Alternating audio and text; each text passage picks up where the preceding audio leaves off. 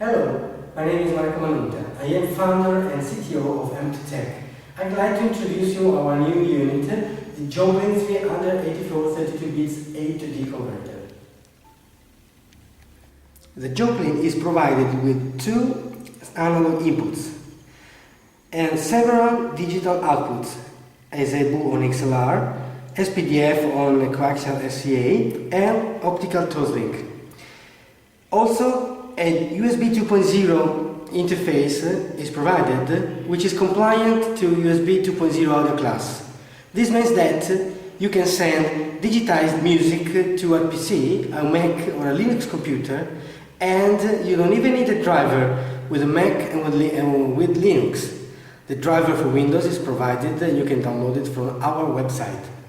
Also, a digital SPDIF input is provided in order to allow users to make bridging between the digital source and the USB channel when the PC is not provided with the digital input.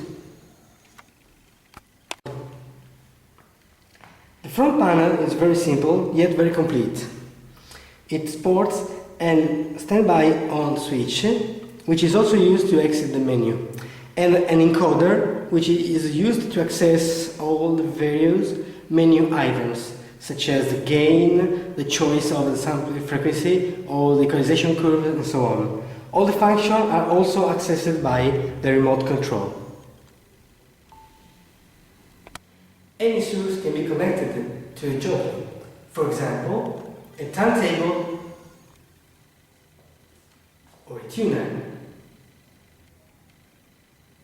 or even a cassette recorder, the output of a mixer, the output of a microphone preamplifier, and so on.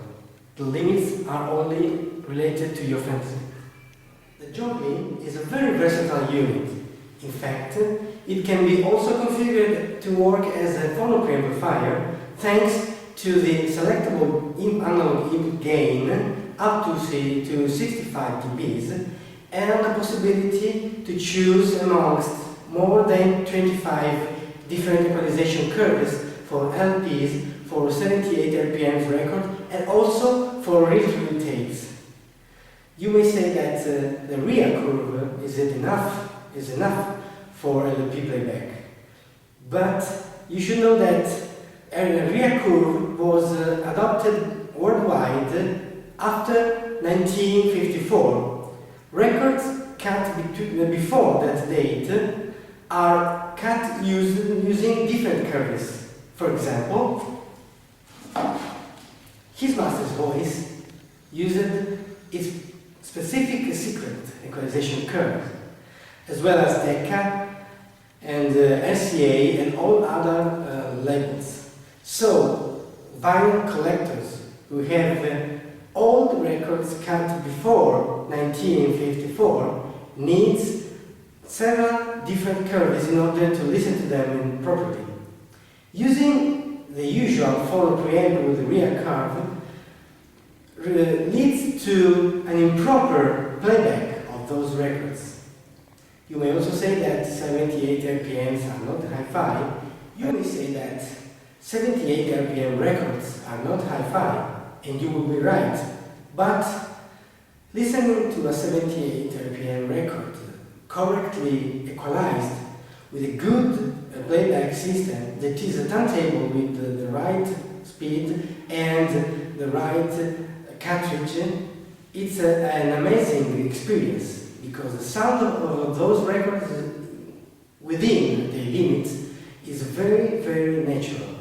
Moreover, a lot of artists, for example, bel canto singers of the past, only recorded on 78 RPM. So if you want to listen to them, you need a good 78 RPM playback chain. Menu options include gain selection, the choice of the input between a line that is analog and SPDIF, the sampling frequency between 44.1 kHz and 192 kHz in standalone mode, even if the unit is able to work up to 384 kHz when connected to computer.